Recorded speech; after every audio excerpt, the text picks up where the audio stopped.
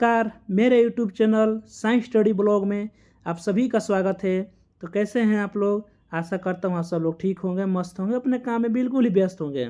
और आपके कहने पर अनुसार मैं प्रतिदिन अपने चैनल पर science study blog per day एक एक टॉपिक हिंदी का पेपर 2 का अपलोड कर रहा हूँ। अगर आप लोग देख रहे हैं तो बहुत बढ़िया, जो भाई नहीं देख रहे हैं समझ लीजिए कि उनका सिलेक्शन से बहुत दूर है और आप लोग देख रहे हैं सिलेक्शन से बहुत करीब है। और बस इसी तरह डेली पूरा जनवरी मेरे को दे दीजिए और पूरा जनवरी में पेपर 2 हिंदी पूरा क्लियर कर दूंगा। आइए वीडियो को शुरू करते हैं। और ये रहा आपका पहला क्वेश्चन, बिना देरी करते हुए।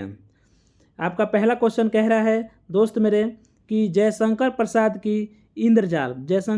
की जो इंद्रजाल पुस्तिका है इसका प्रकाशन कब हुआ था? तो इसका प्रकाशन कब हुआ था दोस्त मेरे? ऑप्शन देख लीजिए, 1926, 1911, 1925, 1936। तो आप बताइएगा इसका सही आंसर क्या होगा? इसका सही आंसर होगा दोस्त मेरे 1936। Option number D is the right answer. Jaishankar Prasad की इंद्रजाल जो पुस्तिका है इसका प्रकाशन 1936 में हुआ। नेक्स्ट क्वेश्चन देखिए, आत्मकथ्य कविता के आधार पर अभी समय भी नहीं, इस पंक्ति का अर्थ क्या है? इस पंक्ति का अर्थ है दोस्त मेरे आत्मकथा लिखने का अभी उपयुक्त समय नहीं है। उससे पहले बता दूं, इस पाठ का नाम है आत्मकथ्य, जिसके लेखक है जयशंकर प्रसाद। जयशंकर प्रसाद जी का जन्म 1889 के वाराणसी में हुआ था, ठीक है, और इनकी मृत्यु 1937 में हुई थी। इसके बारे में आगे थोड़ा सा हम और को विस्तार से बताएंगे। आइए नेक्स्ट क्वेश्चन, आत्मकथ कविता के आधार पर कवि को किसकी प्राप्ति नहीं हुई है? किसकी प्राप्ति नहीं हुई? सुख के, स्वप्न के, इनमें से कोई नहीं है, पतंग। तो 3 का राइट आंसर क्या होगा? सुख की प्राप्ति इनको कवि को नहीं हुई थी, जिसके लेखक है जयशंकर प्रसाद। नेक्स्ट क्वेश्चन आइए, आलिंगन में आते आते मुस्का कर जो भाग गया आत्मकथ्य कविता के इस पंक्ति में आते आते में कौन सा अलंकार है? देखिए दोस्त, हर एक टॉपिक से, हर एक क्वेश्चन से एक अलंकार आ ही जा रहा है। तो मैं तो कहूँगा आप अलंकार पढ़ लीजिएगा, आपको बहुत ही फायदा करेगा। तो 5 का राइट आंसर क्या होगा? उत्प्रेक्षा अलंकार, ठीक है। सीधे आंसर बता रहा हूँ, ज़्यादा क्वेश्चन बताने से फिर समय बर्बादी होगी, वैसा काम नहीं करना चाहिए। नेक्स्ट क्वेश्चन आइए, आत्मकथ कविता के आधार पर प्रवचना शब्द का अर्थ क्या है? तो प्रवचना शब्द का अर्थ है धोखा, is the right answer. 7 question. और नेक्स्ट क्वेश्चन, आत्मकथ कविता के आधार पर कवि अपनी थकान किस तरह दूर करता है? कवि अपनी थकान किस तरह दूर करता है दोस्त मेरे? तो प्रियतमा के यादों के सहारे वो अपनी थकान को दूर करता है। मैंने किसी की याद को सोच रहे हैं, समझ रहे हैं आप, याद में थकान दूर कर लेता है। नेक्स्ट क्वेश्चन, जयशंकर प्रसाद की किस कृति को छायावाद की प्रथम प्रयोगशाला कहा गया है? बहुत ही वीवीआई क्वेश्चन है और ये 100% क्वेश्चन छपेगा एग्जाम में, याद रखिएगा। तो इसका राइट आंसर होगा 8 का, ऑप्शन नंबर ए, झरना। क्वेश्चन नंबर ए 8 का आंसर ए होगा, झरना। नेक्स्ट क्वेश्चन, जयशंकर प्रसाद की पहली कहानी कौन सी है? ये भी मस्ट वीवीआई क्वेश्चन है, एकदम पूरा आने की संभावना है। इनकी पहली कहानी है अजातशत्रु इनकी पहली कहानी है, याद रखिएगा आप। जयशंकर प्रसाद की पहली कहानी कौन सी है दोस्त मेरे? अजातशत्रु। नेक्स्ट क्वेश्चन पे आइए, जयशंकर प्रसाद का कौन सा नाटक समस्या नाटक के रूप में महत्वपूर्ण है? तो 10 का राइट आंसर होगा Dhruv Swamini is the right answer. Next question, Jaishankar Prasad की कामयानी में कितने सर्ग हैं?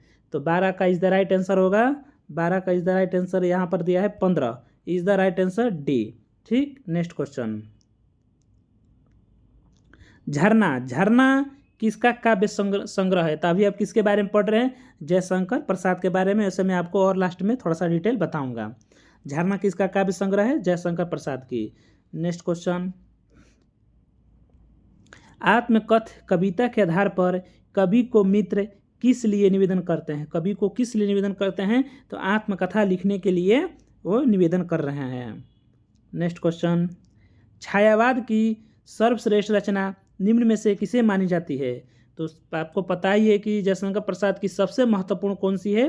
कामयानी आपको इंडियन जी के हर एक किताब में आपको देखने को मिलेगा, ऐसा क्वेश्चन है। जयशंकर प्रसाद की कामयानी छायावाद बहुत भी आई है। नेक्स्ट क्वेश्चन, आत्मकथ्य कविता कब प्रकाशित हुई थी? आत्मकथ्य कविता कब प्रकाशित हुई? इज द राइट आंसर 1932 में। नेक्स्ट क्वेश्चन, आत्मकथ्य कविता किस पत्रिका में प्रकाशित हुई थी? तो किस पत्रिका में? तो हंस के आत्मकथा विशेषांक में। ठीक है, राइट आंसर। नेक्स्ट क्वेश्चन, आत्मकथ्य कविता में कवि का जीवन किससे भरा हुआ है? 18 का इज द राइट आंसर। किससे भरा हुआ है? सुख से। ठीक है। नेक्स्ट क्वेश्चन, आत्मकथ्य कविता के रचनाकार कौन है? अभी आप किसके बारे में पढ़ रहे हैं दोस्त मेरे? जयशंकर प्रसाद के बारे में। आत्मकथा के लेखक कौन है? जयशंकर प्रसाद। नेक्स्ट क्वेश्चन, आत्मकथ्य कविता के आधार पर मधु का गुनगुनाना किसका प्रतीक है? तो किसका प्रतीक है? 20 का राइट आंसर। मन की बात कहने का, माने गुनगुना रहे हैं वो, समझ रहे हैं ना आप?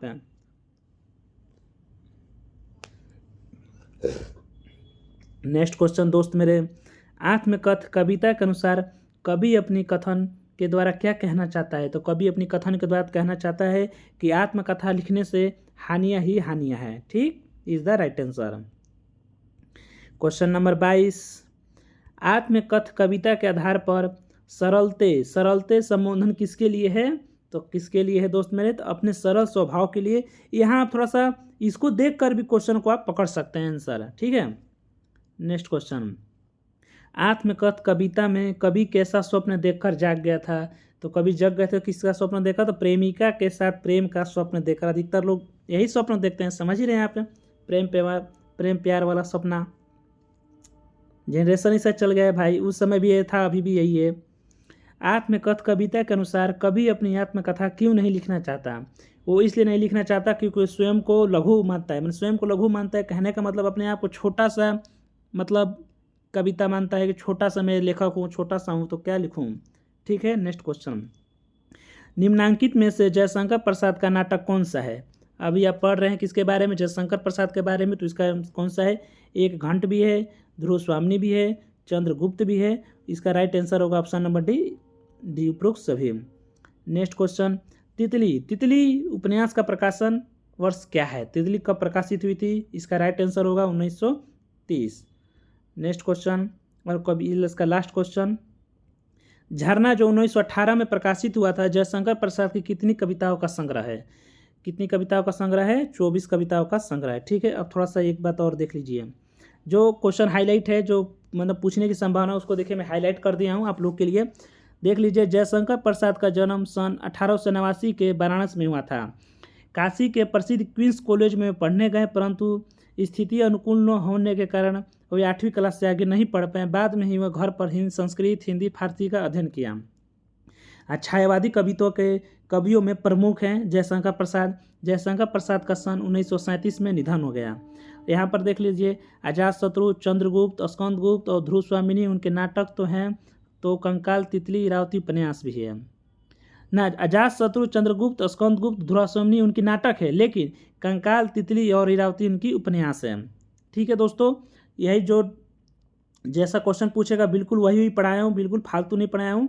अगर आप इसको पूरी अच्छी तरह से देखे होंगे, एक बार में आपको समझ में नहीं आएगा, 2 बार देख लीजिए या अपने कॉपी पर नोट्स कर लीजिए। अगर किसी को PDF चाहिए तो मेरा व्हाट्सएप नंबर लिख लीजिए 9507049096 मेरा व्हाट्सएप नंबर है। ठीक है, आप इस पर मैसेज करके PDF ले सकते हैं। ठीक है, मिलेंगे नेक्स्ट वीडियो में, तब तक के लिए लव यू, जय हिंद।